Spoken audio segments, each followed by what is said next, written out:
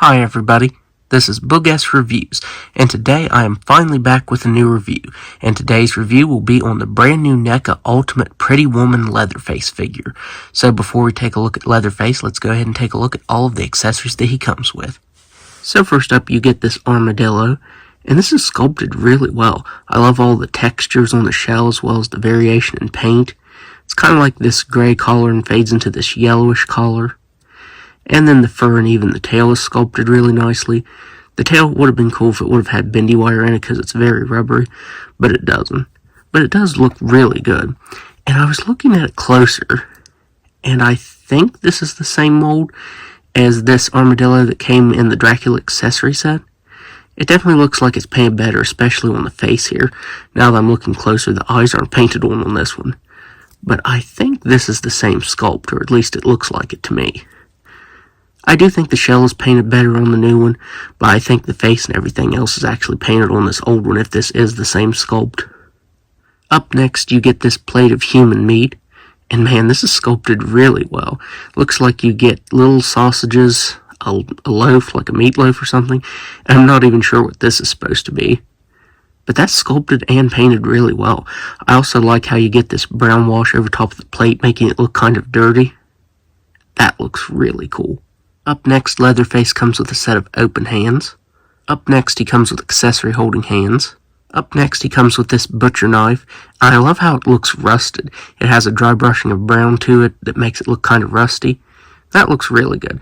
This same accessory came with the previous Ultimate Leatherface figure, but I think this one actually has better paint detail to it, honestly. Up next, he comes with this hammer. He can surprisingly hold this pretty well. The hand was kind of thin, but yeah, he can grip it pretty tightly. Up next, you get his knife. Because the way it's sculpted, it doesn't want to go in his hand that well, I'm definitely afraid I'll break this piece down here, this little loop. It is extremely thin, so if I force that in his hand, I could snap that off. The blade itself is really thin too. So while it does look good, it feels pretty fragile, and I'm not going to force that in his hand. Up next, of course, he has his chainsaw. And this looks good. The sculpt is exactly the same as the previous one that we got, but this time it's clean. There's no blood on it like on the last one. And that's kind of odd because if I remember right, on the promo pictures, the chainsaw was covered in blood. So this is actually changed from the promo shots. This is actually clean. Now, just like with the previous Leatherface figure, I did have to fix the handle. The handle was assembled wrong on this, and this grip up here was on the side. Now, it was pretty tricky to get this loose. On the last one, I just boiled and popped both pieces, and they came out really easily. But the part that was down here was really tricky to get out. That one did give me a fit. I did have to heat it up multiple times, but eventually I got it out and then glued it in the right way. It baffles me how Neca let that happen. It's kind of weird that they let that happen on both of these figures. And finally, he comes with this alternate jacket piece. And I think it's very awesome that Neca included this as an accessory. Now, getting this on is a bit tricky, because if you take it off like you normally take a jacket off, if you put his arms back like this and slide it off, it feels like you could rip the material. The holes for where you put his arms through feels really thin, so I could definitely see this material splitting if you do that very much. So what I did instead was when I heated the chainsaw up, I heated the whole figure up, and I popped the arms off. I sanded the arms down a little bit just to where they'd pop off. That way I could take the jacket off like this and not run the risk of splitting it.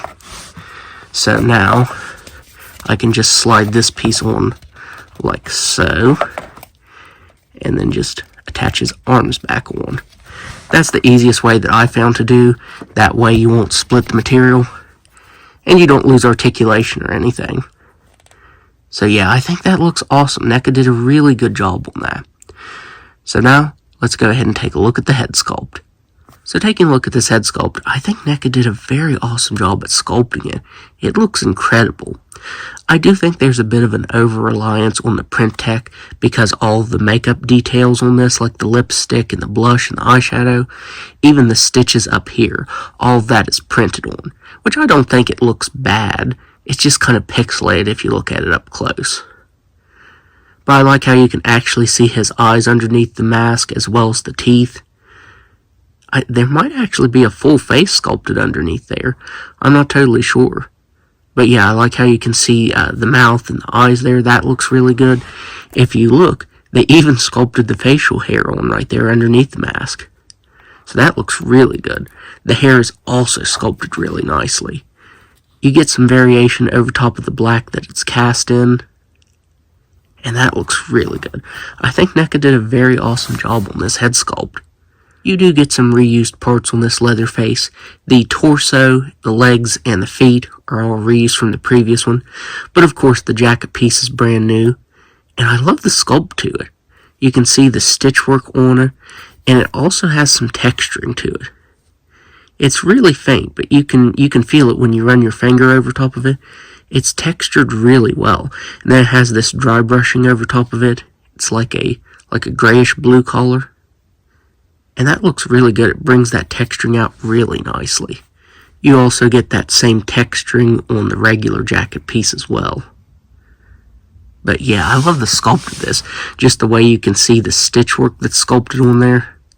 That looks really good. You get the bracelet piece. Again, it's kind of painted haphazardly. It should have been done in silver instead of this gray color.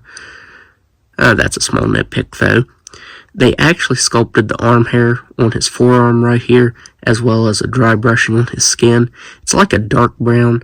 It's kind of heavy right here. It's a little more subtle over here. But yeah, you do get a dry brushing over top of the skin. I think that looks really good. You get some more good paint detail over top of his shirt with the brown right there, as well as the printed on lines. You get an articulated tie. I think that's really cool how you can articulate that back and forth. And as I said, the pants are reused, but I think the pants are actually painted a lot better this time around. They have the same kind of bluish gray collar dry brushed over top of them, and that looks really good. It brings all of the texturing and the wrinkles out very nicely. You get the silver for the zipper there, and it almost makes it look like it flies open. I've honestly never noticed that in the movie. You get some nice glossy red right here for the cut on his leg. That actually looks pretty realistic with how the fabric is ripped right there and you can see the cut. That looks really good. And you also get some brown paint down here around the bottoms of his pants. And you get some really cool texturing on the boots right here, as well as a dry brushing of that brown as well.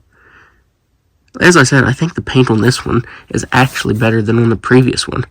I think it looks really good. He's actually a pretty hefty figure. He's really big. I'm glad that Neca accurately captured how menacing and large he is with these new figures. I didn't realize how small that old Ultimate Leatherface was till I got him next to the new one. These new ones are so awesome. So now, let's go ahead and go over his articulation. So he has a ball-jointed head and neck. I think there's a joint down here as well that can look up that far. He can look down just a little bit. He can move his head side to side and all the way around. He has shoulders that can move out that far. He has single jointed elbows that can bend in that far. I do wish they'd bend in just a little more. On the accessory holding hands, he has a hinge that can move up and down and swivel side to side. When I had this apart, when I was taking the arms apart, I believe there's actually a ball joint up here in the diaphragm, but because of the shirt, the way it's sculpted, it's pretty hindered. So you do get, I'm pretty sure, a ball joint up here as well as in the waist. It really doesn't crunch forward or back. It mainly just moves side to side and around just a little bit. He has ball jointed hips that can move out that far. He can kick forward all the way, back all the way. Very nice thigh swivel. Single jointed knees that can move back that far. Swivel up in the shin. Ankles that can move down all the way, up all the way. Surprisingly, with the sculpt of that, they can actually do that. And rock very nicely. So now, let's do some size comparisons. So first up, here he is next to the previous version. Here he is next to the original Ultimate, which, as I said, is extremely tiny nowadays.